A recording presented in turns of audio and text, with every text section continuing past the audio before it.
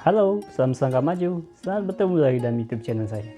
Untuk topik kali ini, saya akan membahas sesuatu yang memang agak asing ataupun saya rasa agak baru, sesuatu yang baru, yaitu cash flow quadrant. Apa itu cash flow quadrant? Teruskan menonton. Sebelum kita mulai, yang belum subscribe, mohon subscribe karena yang pastinya subscribe itu adalah percuma. Apakah itu cash flow quadrant? Saya pasti istilah ini memang asing, suatu yang asing kepada setiap kita. Tetapi sekiranya siapa yang tahu, boleh tuliskan di ruangan komen supaya sedikit sebanyak dapat menambahkan pengetahuan kepada rekan-rekan kita yang tidak tahu tentang apakah ini cash flow quadrant. Istilah ini sangat penting kepada kamu yang mau memulihkan bisnis sendiri. Kenapa? Ini karena dengan istilah ini kita akan dapat mencapai kejayaan dalam bidang bisnis dan menguruskan keuangan. Sebelum itu, mari kita kenali dulu apa itu cash flow quadrant. Seorang penulis dan juga investor daripada Amerika Serikat yang bernama Robert T. Kiyosaki adalah orang pertama yang memperkenalkan istilah cash flow quadrant ini. Kamu boleh lihat bukunya adalah seperti yang ini. Buku pertamanya adalah Rich Dad Poor Dad, dan buku yang kedua kamu boleh lihat dengan tajuk besarnya adalah Cash Flow Quadrant. Oke, saya mengambil sedikit informasi daripada buku ini. Nanti saya akan membuat review tentang buku ini karena saya telah membelinya. Robert Kiyosaki ini sangat terkenal dengan penulisannya tentang cash flow quadrant karena istilah di dalamnya ini melambangkan tentang pekerjaan dan juga keuangan ataupun sumber keuangan yang didapatkan di setiap 4 kuadran yang telah dia bagikan. Tujuan beliau menulis buku ini adalah sederhana, yaitu boleh membantu setiap kita untuk bebas dari keuangan. Siapa tak mau bebas dari keuangan ini? Apa kelebihan setelah kita mempunyai kebebasan keuangan? Seseorang yang telah mencapai di tahap bebas dari keuangan, ia akan memiliki kebebasan dari segi waktu dan juga bebas daripada hutang, serta mampu memiliki bisnis yang besar dan mendatangkan keuntungan yang besar pada dirinya. Jadi secara ringkasnya, cash flow quadrant ini adalah suatu diagram yang menggambarkan bagaimana seseorang mendapatkan penghasilan daripada setiap pekerjaan yang dia lakukan. Cash flow ini menerangkan bagaimana seseorang itu dapat mengatur keuangannya dan juga mengatur hutangnya daripada hutang baik dan hutang buruk, dan juga dapat meningkatkan aset ataupun lebih kepada membeli aset daripada liability. Nanti saya akan membuat satu video tentang aset dan liability karena ada setengah orang menyalahkanggapkan antara aset dan liability. Cash flow quadrant ini terbagi kepada 4 bahagian yang Robert Kiyosaki telah membagikannya kepada 4 huruf, yaitu E, S, B, dan I. Di kuadran yang pertama yaitu kuadran E, kuadran ini ditaksirkan sebagai bekerja di sebuah syarikat, bekerja dengan kerajaan dan sebagainya. Di kuadran E ini mendapatkan penghasilan daripada hasil gaji bulanan mereka. Mereka akan menukarkan jam kerja mereka dan dibayar berdasarkan jam kerja yang mereka kerjakan setiap hari. Orang-orang yang bekerja di kuadran E ini adalah seperti pekerja-pekerja yang mempunyai tingkat pelajaran yang tertentu, karena setiap syarikat itu mempunyai syarat kelayakan untuk bekerja di syarikat mereka dengan kelulusan yang tertentu, dan dengan kelulusan ini mereka dibayar gaji berdasarkan kelulusan yang mereka ada. Ini akan membuatkan mereka merasa aman dan mahu sentiasa berada dalam pekerjaan mereka pada masa itu. Mereka yang berada di jenis kuadran E ini adalah mereka yang mahu menukarkan 60% daripada waktu mereka untuk bekerja dan 40% lagi untuk diri mereka sendiri. Dan sekiranya mereka tidak bekerja ataupun tidak turun kerja, mereka akan terputus pendapatan, dan karena itu mereka harus terus bekerja. Sememangnya saya juga masih berada dalam kuadran I ini, tapi saya secara perlahan-lahan belajar untuk pindah kepada kuadran yang lainnya, terutama di kuadran sebelah kanan, yaitu dalam tanda kutip kuadran di huruf yang diwakilkan dengan huruf I ataupun investor. Mereka yang berada di kuadran I ini, keadaan setiap bulannya sudah jelas karena mereka tidak perlu memikirkan sangat tentang kehidupan seharian mereka. Mereka hanya perlu pergi kerja pada waktu pagi, dan pada waktu petang apabila jam kerja telah habis, mereka hanya perlu pulang ke rumah, dan pada hujung bulannya mereka tidak perlu memikirkan ataupun perlu risau karena mereka akan mendapatkan gaji setiap bulannya. Namun salah satu kekurangan siapa yang berada di kuadran ini, mereka tidak mempunyai keberanian untuk mengambil risiko, seperti berhenti daripada pekerjaan yang sedia ada dan berpindah kepada kuadran seperti S, karena dengan bekerja di kuadran I ini, mereka sudah pasti akan mendapatkan gaji bulanan setiap bulan dan tidak perlu memikirkannya. Tingkat stresnya adalah paling rendah dan paling nyaman dirasakan begitu. Tapi seperti tujuan sila cash flow kuadran ini diwujudkan bukan untuk mendapat kenyamanan yang sementara, tetapi untuk bebas daripada keuangan. Biasanya, mereka yang berada di dalam kuadran I ini mempunyai mental seperti berikut. Cenderung enggan meningkatkan kemahiran diri, terasa selesa di zon nyamannya sendiri, berpikir hanya untuk dirinya sendiri, lebih menunggu disuruh oleh majikan, tidak mempunyai inisiatif, dan tidak menggunakan kecerdasan otak ataupun kebolehan mentalnya untuk bekerja. Kuadran yang kedua, yaitu kuadran yang diwakili oleh huruf S ataupun self-employer. Orang-orang yang berada di kuadran ini adalah seseorang yang mempunyai bisnis sendiri, seperti mempunyai bisnis secara kecil-kecilan, seperti dokter yang mempunyai perusahaannya sendiri, seperti guru-guru yang mempunyai mampu mengajar sendiri, seperti arsitek, YouTuber, dan apa-apa jenis pekerjaan yang bekerja tidak melalui majikan, mereka bekerja sendiri.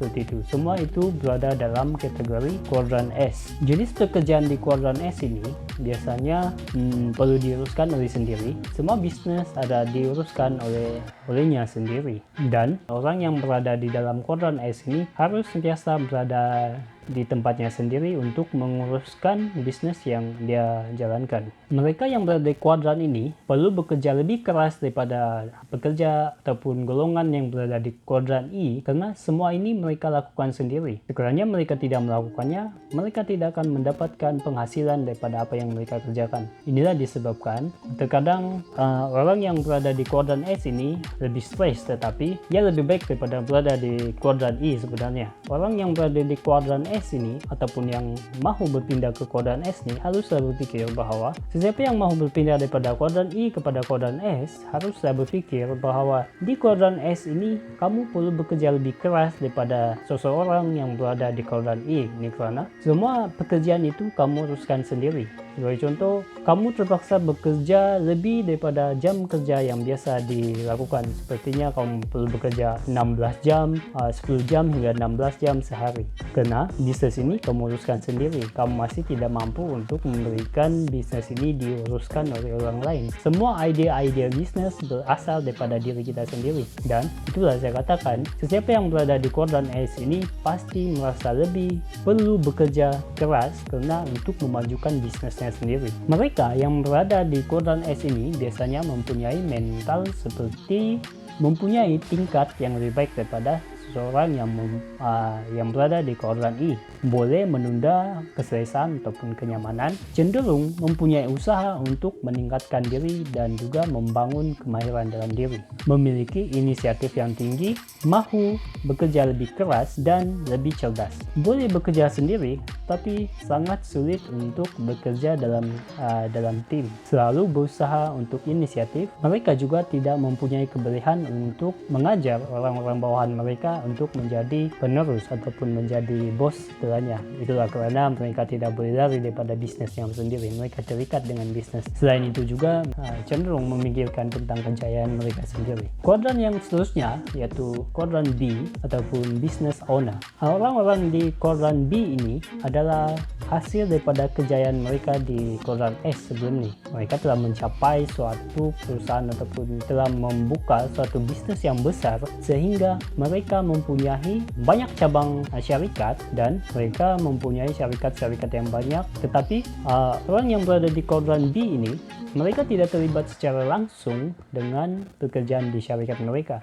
Mereka boleh terlibat dan juga mereka boleh tidak terlibat. Robert Kiyosaki mengistilahkan bahwa orang yang berada di kuadran B ini adalah seseorang yang mempunyai big business, yang mempunyai 500 dan lebih pekerja-pekerja. Kemahiran utama seseorang yang berada di kuadran B ini adalah seseorang yang boleh menunjukkan ataupun mengeluarkan bakat penuh seseorang untuk digunakan di masa hadapan. Ia boleh memberikan ataupun memberikan tugas, memberikan kepercayaan tugas-tugas yang sepatutnya dilakukan sendiri itu kepada orang bawahannya.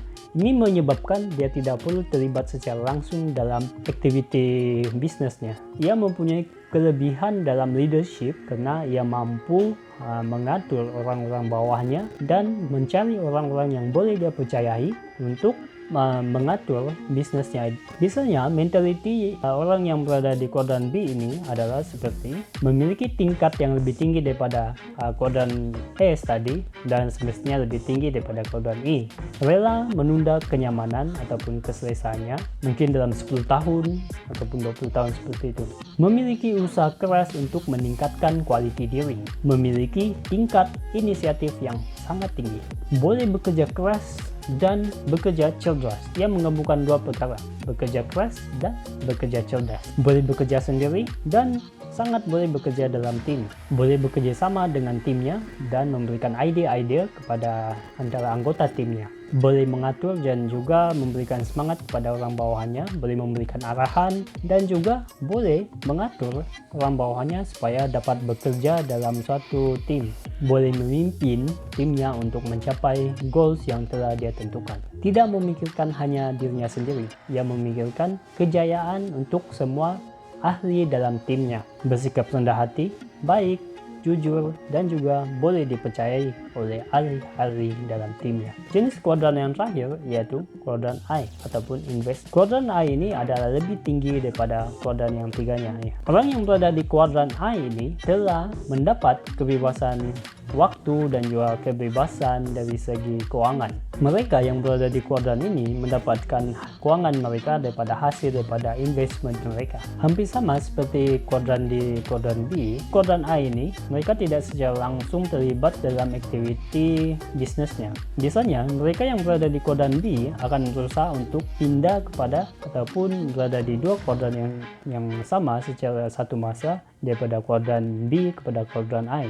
Karena biasanya pembisnis-pembisnis yang berjaya ini akan coba untuk menginvest uang daripada hasil pekerjaan ataupun hasil daripada syarikat mereka kepada investment. Biasanya hasil daripada pendapatan mereka yang berada di kuadran A ini tidak dari satu sumber saja. Mereka mempunyai banyak sumber yang berasingan. Sememangnya banyak orang yang mengimpikan berada di dalam kuadran ini. Karena dalam kuadran ini berbebas dari keuangan, berbebas dari waktu. Karena mereka tidak perlu memikirkan tentang menguruskan pekerjaan, menguruskan bisnis. Mereka hanya perlu menanti setiap bulan akan mendapat hasil daripada investment mereka. Sememangnya kuadran I adalah kuadran yang paling baik karena kita tidak perlu bekerja keras untuk mendapatkan hasil keuangan kita. Tetapi ada tetapi di sini, untuk mencapai di level I ini tidaklah mudah. Kita perlu mengorbankan banyak waktu untuk belajar dan harus melakukan banyak pengorbanan untuk mencapainya. Mungkin dalam waktu 10 hingga 20 tahun. Apakah kau mahu untuk berada di kuadran I ini? Oke, bagaimana dengan mentality orang yang berada di kuadran I ini? Sudah pastinya, ia mempunyai mentality yang lebih tinggi daripada 3 kuadran yang lainnya. Biasanya, orang yang berada di kuadran B ini juga mempunyai mentality yang sama dengan orang yang berada di kuadran I. Seorang yang berada di kuadran B ini mampu mencipta sistem supaya perniagaan ataupun bisnisnya itu boleh berjalan dengan lancar tanpa pengurusannya secara tidak langsung. Makanya dia boleh duduk di rumah dan menunggu hasil daripada syarikat yang telah ia bangunkan. Demikian saja penjelasan tentang 4 kuadran, yaitu E, S, B, dan I. Rasanya sekarang ini kita berada di kuadran yang mana? Silahkan berikan komen. Sejujurnya saya sekarang berada di 3 kuadran sekaligus, yaitu kuadran E, saya masih bekerja, kuadran S, self-employer, saya juga membuka bisnis kecil, dan juga saya sedang belajar satu kuadran yang sememangnya boleh memberikan kebebasan keuangan kepada saya, yaitu kuadran I, yaitu investment. Saya juga belajar beberapa cara untuk menginvest uang hasil dari gaji saya kepada investment yang lain seperti emas dan juga cryptocurrency. Nanti saya akan membuat video tentang cryptocurrency. Secara ringkasnya, untuk mendapatkan kebebasan keuangan, kita perlu berada di lebih daripada satu kuadran. Contohnya, kamu sekarang masih bekerja, kamu juga boleh membuat sampingan bisnis kecil-kecilan seperti menjual baju, berjualan di setiap ujung minggu, ataupun memberikan sedikit uang daripada hasil gaji kita itu kepada investment, kepada emas, invest kepada SB, dan sebagainya. Karena adalah lebih baik kita berada di 3 ataupun di lebih daripada satu kuadran daripada hanya memiliki satu kuadran saja. Tetapi untuk berada di setiap kuadran yang berbeza, kita harusnya mempunyai mentality yang berbeza.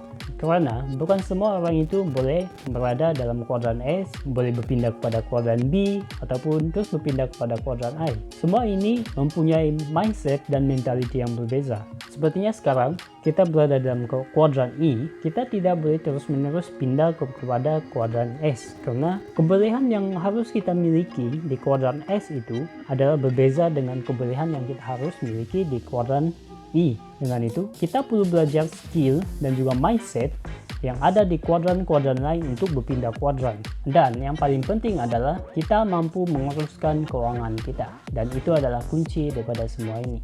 Oke, sampai di sini dari saya. Saya harap video ini boleh memberikan sedikit manfaat dan informasi kepada kita semua. Jangan lupa like-nya, share kepada rekan-rekan kalian supaya informasi ini tidak terhenti kepada kamu sahaja. Dan yang belum subscribe, saya subscribe. Dan juga sekiranya kamu mempunyai ide-ide lain ataupun pertanyaan tentang topik ini, sila berikan komen. Salam selangkah maju, saya Stanley, selamat bertemu di video selanjutnya. Bye-bye.